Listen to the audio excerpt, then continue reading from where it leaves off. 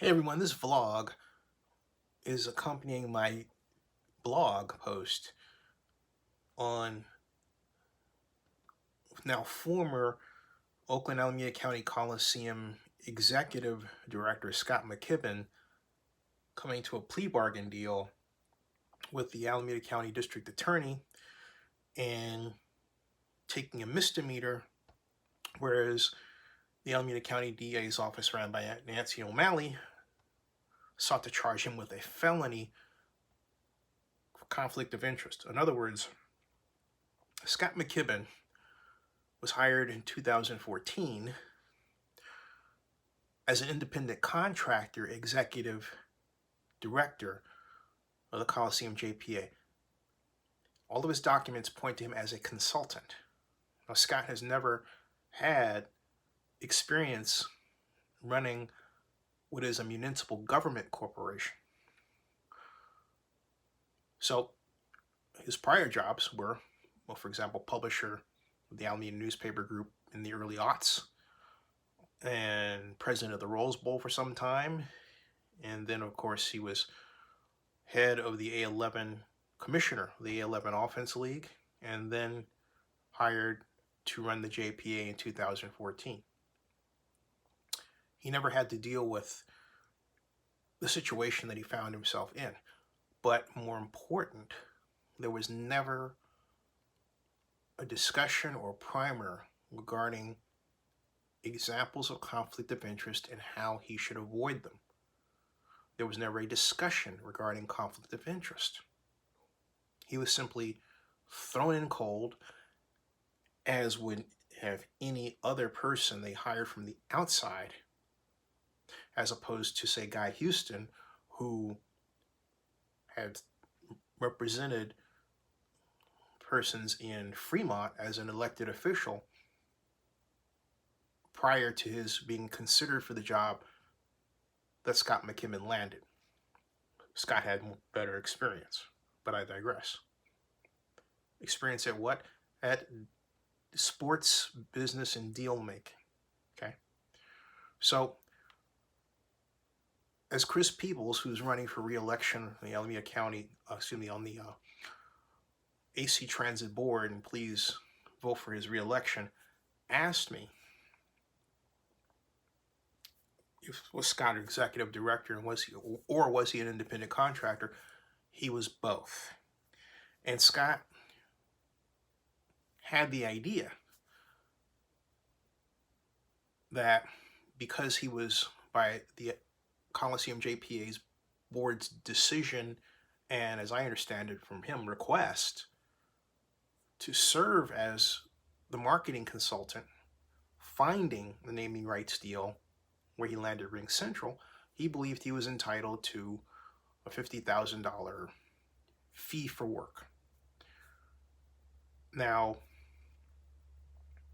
the standard situation is that the executive director finds a marketing consultant to engineer the naming rights deal.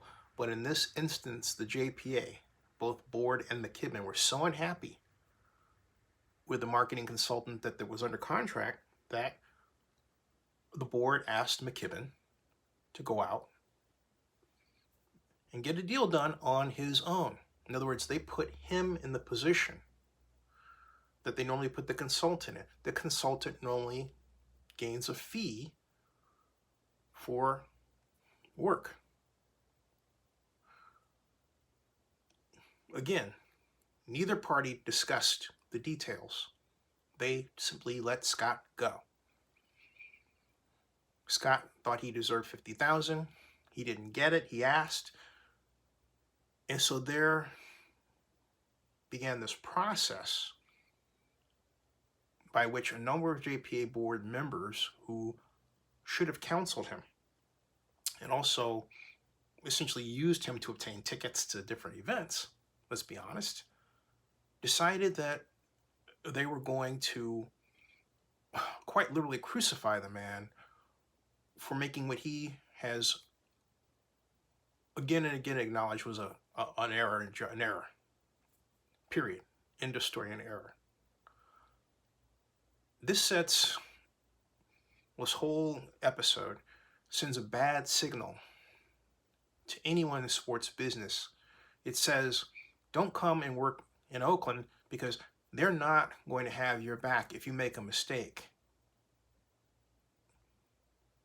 A mistake that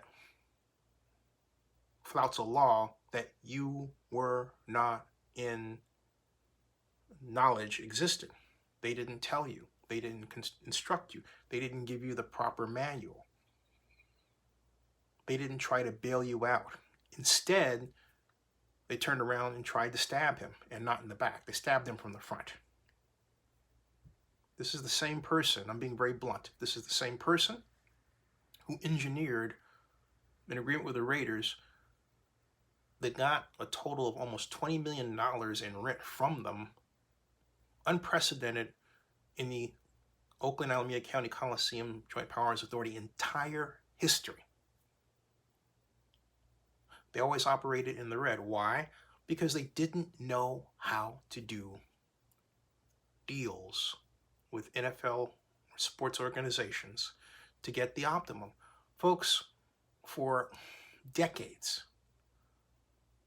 the Coliseum Joint Powers Authority has been satisfied with getting naming rights agreements that were 1/8 what the sports marketing industry said they should get. I remember Street Smith Sports Business Journal wrote, when I was working on the Super Bowl, that to bring the Super Bowl to Oakland in 2000 for the 2005 game, that our market value was $80 million. I constructed the plan for a naming rights deal that was $200 million if we got the Super Bowl.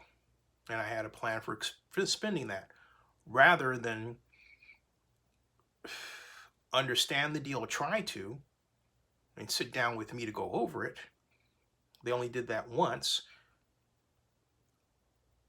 Everyone had their different interpretations, but they didn't call me. Even the mayor of Oakland, who was then Jerry Brown, later, for the second time, California governor. No. I remember in the one meeting we had,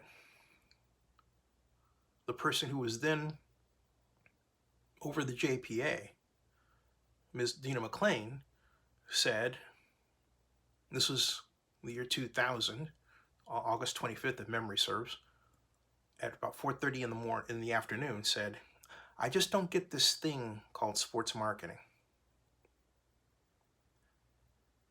I about fell out of my chair. I'm giving you just a taste of the many problems of organization that the Joint Powers Authority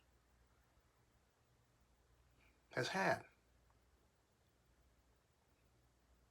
Organization and, well, lack of knowledge of how sports business is done, and lack of an appreciation for the fact they're going to bring people in who don't know municipal governance. Section 1090 is a child of municipal governance, not sports. But what the JPA should have done was rallied around their person and said, hey, we understand this is a mistake. Don't worry, you can't do that. And that's that. And left it at that. But they didn't do it that way. They sought to punish him for a set of reasons not completely explained. Did they simply not want to pay him all of his contract? Was that it? What was going on? There was some other reason for all of this, not to this point explained. All right? But I can tell you it's not a good look. And it makes me feel not as bad regarding the Raiders' decision to move to Las Vegas, because the other side of it is that in how the JPA treated Scott Mckibben, we have a window into some of the wrongs that we, the East Bay entities, did to the Raiders that caused them to seek another home. And that is also true for the Golden State Warriors. And again, I'm not justifying the Warriors' actions regarding the $40 million. And I still believe the Raiders situation needs to be properly adjudicated in court. But we need to come to deal with some truths about our organizational maladies with respect to the Coliseum. Subscribe to Zenny62 and bookmark oaklandnewsnow.com.